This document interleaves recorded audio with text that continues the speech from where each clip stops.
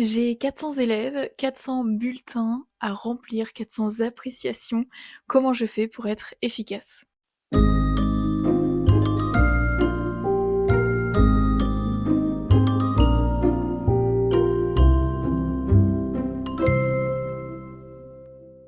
Cette vidéo sera scindée en deux. Premièrement, je vais expliquer ce que je pense être utile à dire au sein des appréciations des élèves.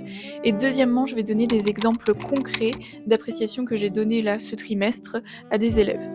Que dire donc dans ces appréciations?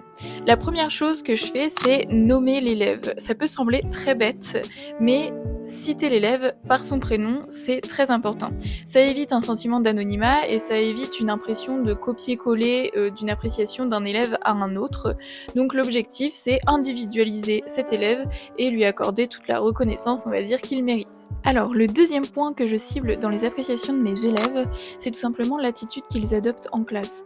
J'indique alors lorsque l'élève est agréable, qu'il est sérieux, studieux, ou alors au contraire quand il a une tendance à être plus dissipé, à avoir du mal à canaliser son énergie.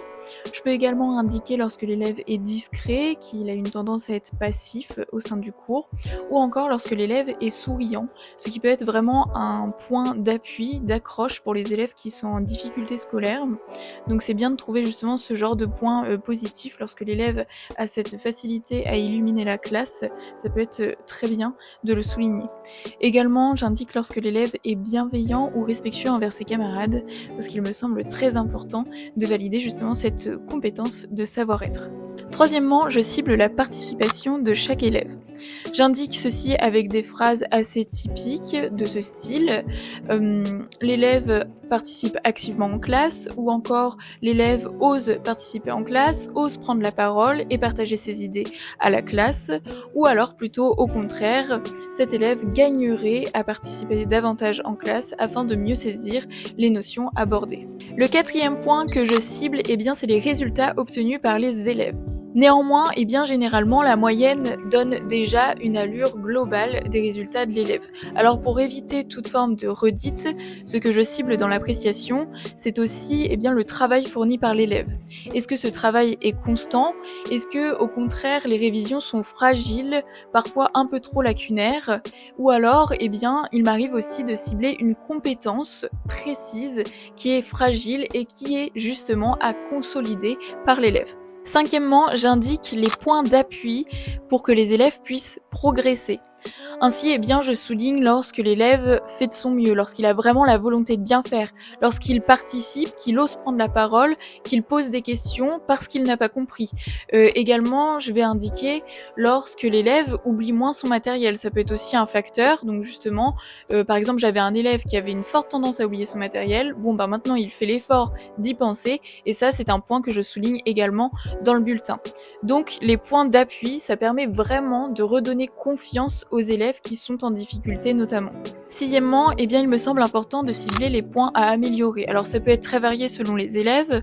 Parfois, je vais indiquer que l'élève gagnerait justement à participer davantage, qu'il ne faut pas qu'il hésite à prendre la parole. Également, je vais cibler par exemple lorsque l'élève a une attitude en classe qui n'est pas toujours idéale, donc préciser lorsqu'il faut gagner en sérieux au trimestre prochain.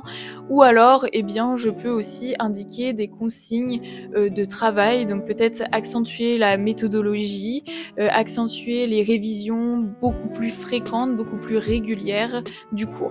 Et enfin, je termine toujours par une formule d'encouragement, tout simplement, poursuis tes efforts, courage, poursuis dans cette démarche, poursuis tes efforts engagés, ce genre de choses qui montrent justement vers quelle voie l'élève doit aller. Je vais terminer cette vidéo en lisant des appréciations que j'ai réellement données à des élèves ce trimestre. J'ai entre-temps allumé la lumière puisque mois de novembre oblige, cette vidéo s'assombrit de plus en plus. Donc, parenthèse fermée, désolée pour le faux raccord. Donc, j'ai changé les prénoms des élèves avec des prénoms très franchouillards et anciens afin de rester dans l'anonymat de mes élèves. Alors, c'est très difficile de catégoriser des élèves parce que c'est délicat déjà de le faire, mais pour cette vidéo, j'ai justement créé des catégories d'appréciation en fonction des profils des élèves. Donc, je commence avec la première catégorie que j'ai intitulée « Élèves ayant tendance à être perturbateurs, à se dissiper ». Je commence avec la première appréciation. Claude est un élève intelligent. Il est capable de fournir des efforts lorsqu'il le souhaite. Globalement, son attitude n'est pas dérangeante, mais il lui est parfois difficile de canaliser son énergie. J'ai été surprise de découvrir sa voix lors de l'évaluation de chant. Il chante juste et semble avoir une bonne oreille musicale. C'est très agréable. Poursuis tes efforts. Dans ce même profil d'élève, j'enchaîne avec Marcel. Marcel est un élève agréable qui participe activement en classe. Ses résultats sont globalement bons, mais ses connaissances se sont révélées fragiles lors de l'évaluation écrite.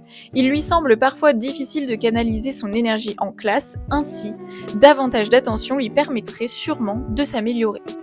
Toujours avec ses élèves un petit peu dissipés, j'enchaîne avec Valérie. Valérie est une élève souriante qui a néanmoins une tendance à se laisser déconcentrer.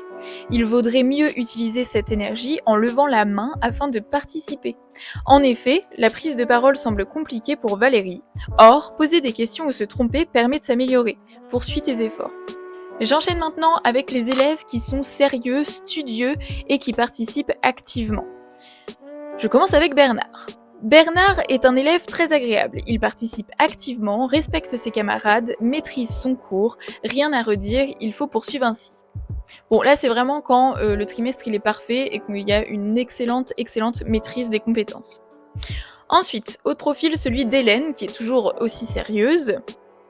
C'est un très bon trimestre pour Hélène, elle participe activement en classe, a une réelle oreille musicale et pour finir, elle apprend avec sérieux son cours. Rien à redire, il faut poursuivre dans cette démarche. Je termine cette catégorie d'élèves avec Oscar.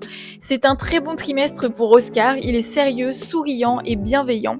Son travail est constant, ce qui se reflète tout de suite dans sa moyenne. De plus, il semble disposer d'une très bonne oreille musicale, bref, il faut poursuivre ainsi. Alors, j'enchaîne avec un nouveau profil un peu plus contrasté avec le précédent, donc c'est des élèves qui sont sérieux, mais qui sont très discrets et qui ont peur de prendre la parole. Donc, je commence avec Michel. Michel est un élève discret, il ne faut pas hésiter à participer davantage. Ses résultats n'en sont pas moins corrects, il faut donc poursuivre dans cette démarche de travail en osant prendre davantage la parole en classe. Poursuis tes efforts. Nicole est dans cette même situation. C'est un très bon trimestre pour Nicole. Le travail qu'elle fournit est constant et c'est une élève agréable en cours. Il ne faut néanmoins pas hésiter à prendre davantage la parole afin de faire partager tes idées à la classe. Poursuis ainsi. Enfin, Jean-Pierre. Jean-Pierre est un élève agréable qui obtient des très bons résultats. Son travail est constant, mais sa présence en classe est très discrète. Il ne faut pas hésiter à faire partager tes idées à la classe. Poursuis dans cette démarche. Alors, j'enchaîne avec les élèves qui sont en difficulté scolaire, mais qui globalement ont quand même une attitude très volontaire. Ils ont vraiment la volonté de réussir. Donc, je commence avec Elisabeth. Elisabeth est une élève agréable qui participe activement et qui fait de son mieux pendant les évaluations. Elle maîtrisait par exemple très bien son chant pour l'évaluation. Il faut poursuivre dans cette démarche. J'enchaîne avec Bertrand. Bertrand qui est un poil plus dissipé quand même. Bertrand est un élève agréable qui a néanmoins une légère tendance à se dissiper. Il participe activement, ce qui est très satisfaisant, et il oublie de moins en moins son matériel, c'est bien. Attention tout de même à bien réviser l'ensemble du cours en mettant l'accent sur le vocabulaire. Poursuis tes efforts. Et enfin, la petite Clotilde. Clotilde est une élève agréable qui participe en classe. Elle a bien maîtrisé son chant lors de l'évaluation, mais ses connaissances restent parfois fragiles. Davantage de travail personnel permettra d'améliorer cela. Poursuis tes efforts. J'enchaîne avec les élèves qui sont en difficulté mais qui cette fois sont très renfermés, qui sont très discrets. Alors c'est le cas de Catherine. Catherine est une élève agréable et souriante. Néanmoins, elle participe trop peu en classe et obtient des résultats très fragiles. Or, prendre la parole permet de s'investir dans le cours et de mieux comprendre les notions abordées. Ose participer et travaille davantage. Courage. Ensuite, Maurice a le même profil.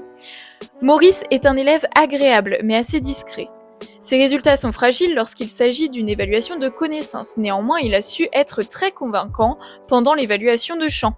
Participer davantage lui permettrait de maîtriser les notions étudiées en cours. Poursuis tes efforts. Et enfin, la petite Muguette, dans la même situation toujours. Muguette est une élève agréable, mais très discrète. Ses connaissances se sont révélées fragiles lors de l'évaluation écrite. Participer davantage lui permettrait de s'améliorer. Néanmoins, elle a su faire preuve d'une grande musicalité lors de l'évaluation de chant, ce qui m'a marqué.